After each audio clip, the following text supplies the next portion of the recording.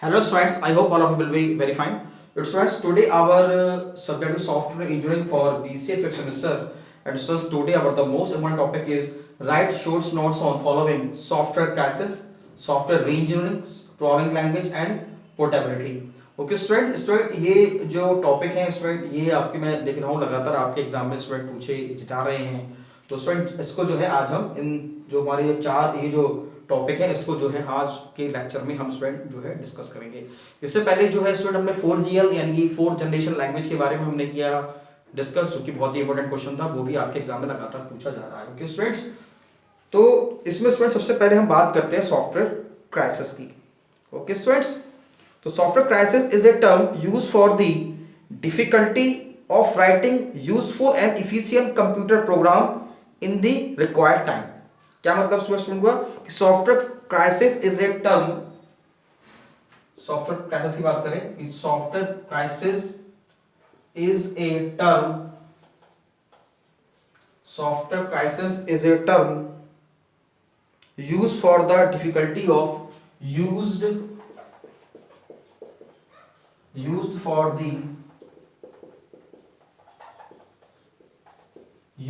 the difficulty of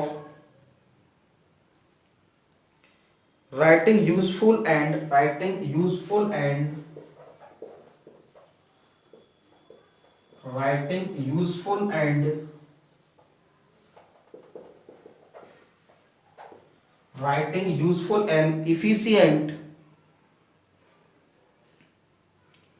efficient computer programs,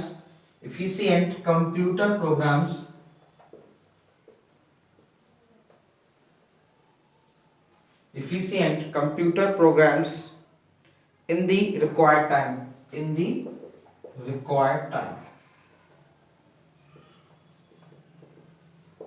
ये है हमारा सॉफ्टवेयर क्राइसिस। मतलब is a term used for difficulty of writing useful and efficient code. मतलब जो आपको स्टूडेंट समय दिया गया उतने ही समय में आप एक इफिशिएंट और यूजफुल आप जो है कंप्यूटर प्रोग्राम आप कोड अगर आप नहीं लिख पाते हैं तो ये हमारा स्टूडेंट सॉफ्टवेयर क्राइसिस को कहलाता है। डिफिकल्ट मतलब आपको जो है लिखने में आपको जो है डिफिकल्टी आए। तो software crisis was due to rapid increase in computer power and the complexity of the problems that could be taken with the increase the complexity of the software. Many software problems are because of existing methods were neither sufficient or nor up to the mark.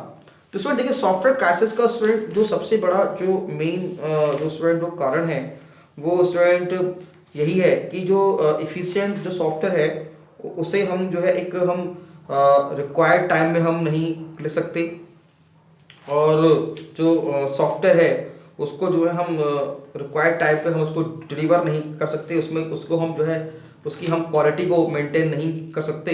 तो student ये एक बहुत ही बड़ी problems है ना। तो student हम कह सकते हैं कि software crisis attributes a set of problem that are encountered in the development of computer software. Okay, developers and research realized that developing a software was not an easy and straightforward task.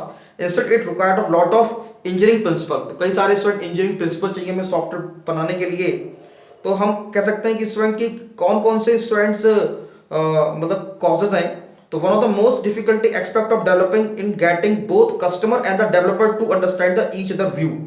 सबसे बड़ी जो student जो problems है कि जो customer है और जो डेवलपर है वो एक दूसरे को समझ पाए कि भाई कस्टमर जो है वो क्या चाह रहा है और डेवलपर जो है उसको कैसे उसको अपने कस्टमर को मतलब इजीली अंडरस्टैंड कर पाए उसकी प्रॉब्लम्स को, कि जो वो चाहता है आपसे, क्या वो आप मतलब सॉफ्टवेयर क्या बिल्डअप कराना चाहता है।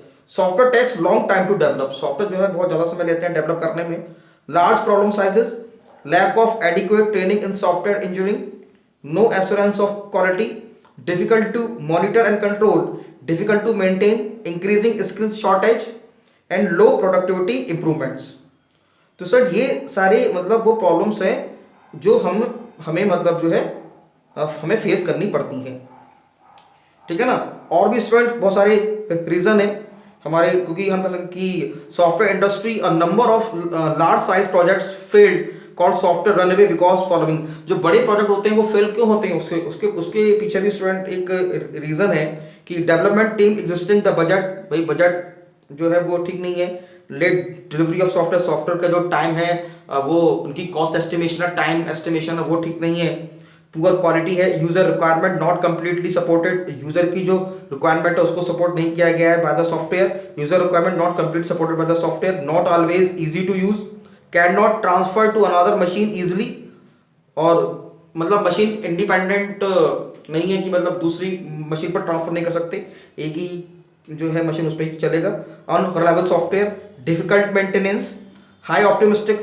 Estimation regarding development time and cost, lack of understanding of problems and its environment, duplication of effort due to absence of automation in cost software development activities. So तो हम कह सकते हैं कि ये सारे वो प्रॉब्लम्स है, ये रीजंस हैं जो सॉफ्टवेयर क्राइसिस को बढ़ावा देते हैं.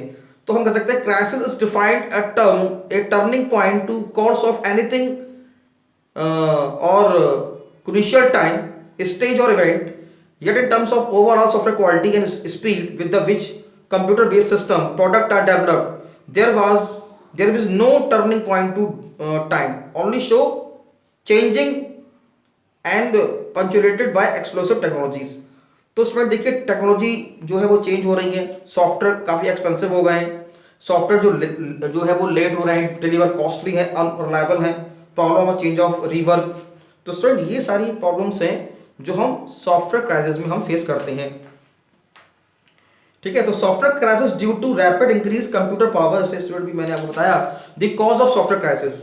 तो क्या जैसे मैंने आपको project running over budget, project जो है वो काफ़ी मतलब जो बजट था उसके अकॉर्डिंग नहीं, मतलब उसमें बजट में पूरा नहीं हो पाया, प्रोजेक्ट रनिंग ओवर टाइम, ज़्यादा जो हमने कॉस्ट एस्टिमेट की, जो हमने टाइम एस्टिमेट किया उसमें within time within budget में नहीं हो पाया, software was very inefficient, software was of low quality, software often did not meet requirements, user की रिक्वायरमेंट को नहीं फुलफिल कर पाया, software was never delivered, software कभी डिलीवरी नहीं हुआ, larger problems, increasing skill shortage, skill set नहीं है जो उसको डेवलप कर रहा है. तो स्टूडेंट ये सारी प्रॉब्लम्स हैं, ये हमारी सॉफ्टवेयर क्राइसिस कहलाती हैं.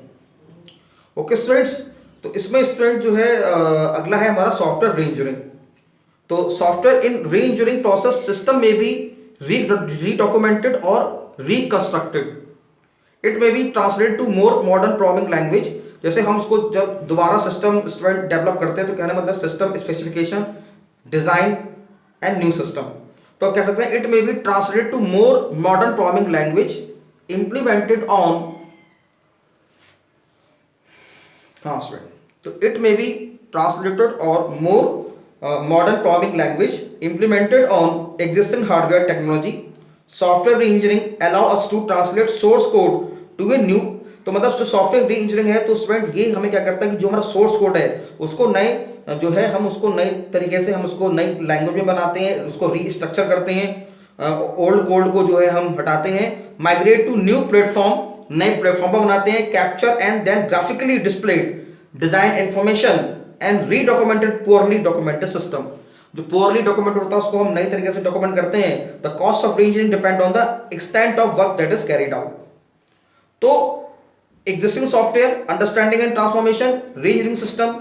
तो रीइंजीनियरिंग का स्टूडेंट मीन्स यही है कि जो ओल्ड सिस्टम है उसको नए तरीके से बनाया जाए, नया हार्डवेयर यूज किया, नया सॉफ्टवेयर यूज किया जाए, नया जो है ऑपरेटिंग सिस्टम उस पर यूज किया जाए. तो मतलब सारी चीजें मतलब जो है उसमें हम जो है सभी पे कुछ ना कुछ मॉडिफिकेशन करें, दैट इज रीइंजीनियरिंग. उसके बाद हम बात करते हैं प्रोग्रामिंग लैंग्वेज की. ठीक है, तो प्रोग्रामिंग लैंग्वेज क्या है? एक programming language is special language programmers use to develop software program. मतलब जो लैंग्वेज जो कि सॉफ्टवेयर डेवलपर यूज करते हैं अपने प्रोग्राम को लिखने के लिए, सॉफ्टवेयर प्रोग्राम्स, स्क्रिप्ट और other set of instruction for computer to execute. The term programming usually refers to high level language. जो हमारे हाई लेवल लैंग्वेज है उसको रेफर्स करता है. BASIC C, C plus plus, COBOL यानी कि common oriented business language, FORTRAN formula translation. Each language has a unique set of keywords. हर एक लैंग्वेज के अपने यूनिक कीवर्ड्स होते हैं, सिंबल्स होते हैं, सिंटैक्स होते हैं. Organizing programming instructions. Machine and assembly language are low level requiring programming to manage explicitly all of the computer feature of data storage and operation. तो मशीन लैंग्वेज और assembly language ये हमारी लो language कहलाती हैं. उसके बाद हम बात करते हैं हमारी अगला जो है हमारा है पोर्टेबिलिटी. तो व्हाट डू मीन पोर्टेबिलिटी? तो portability is in relation to software is measure of how easily an application can be transferred from one computer environment to another. मतलब एक कंप्यूटर एनवायरनमेंट से दूसरे कंप्यूटर एनवायरनमेंट में हम easily एक application को transfer कर पाए बिना किसी चेंजेस के, दैट इज पोर्टेबिलिटी। तो पोर्टेबल का मतलब है कि easy to use, okay. And computer software application is considered portable in new environment if the effort required to adapt is a new environment is within reasonable limits. तो उसकी reasonable limits है, तो बिना effort किए जो है वो दूसरे एनवायरनमेंट में जो है मतलब चला जाए। जैसे स्टूडेंट हम कह सकते हैं कि मान लो कोई एक एप्लीकेशन है, वो आपकी विंडो एक्सपी पे चल रही है, अगर वो आपकी लिनक्स ऑपरेटिंग सिस्टम पे भी चल रही है तो ये क्या है, इसको हम बोलेंगे पोर्टेबल, ठीक है। So portability is a form of reusability. Portability is also used to describe flexibility of the use of data. Some programming language fairly portable, for example C language, ठीक है स्टूडेंट। तो सी लैंग्वेज जैसे कि मतलब उसके लिए सभी प्लेटफॉर्म पे स्टूडेंट सी लैंग्वेज को हम चला सकते हैं, तो हम कह सकते हैं ये हमारा पोर्टेबिलिटी है। ओके स्टूडेंट्स, तो हमने स्टूडेंट ये बहुत ही 4 इंपॉर्टेंट टर्म हमने अभी स्टूडेंट डिस्कस किए, ये आपके एग्जाम में लगातार पूछे जा रहे हैं। तो आप स्टूडेंट्स को आप अच्छे से सुने, देखें और फिर देख के आप सुन के इसके नोट्स बनाएं। Okay students, thank you very much.